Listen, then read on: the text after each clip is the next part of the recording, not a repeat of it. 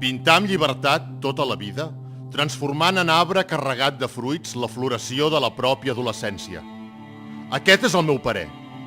El que segueix un home cabal, sí.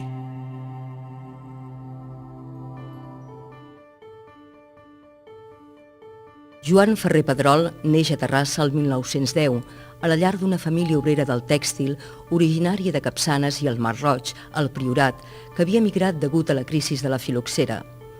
A Terrassa, el petit Joan estudia a l'escola de Cal Tries. Als 12 anys, i desgrat dels pares, entra a treballar d'aprenent al taller dels Viver, típic taller d'artesans artistes de principis del segle XX que tant pintaven una cuina com decoraven el saló d'una família benestant.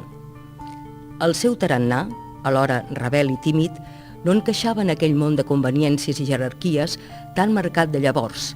S'indignava quan la senyora Viver o bé les minyones de la casa li feien estallar barrils per encendre el foc o bé fer encàrrecs domèstics, semblant-li que el distreien de la seva tasca, doncs el que volia era aprendre d'artista pintor.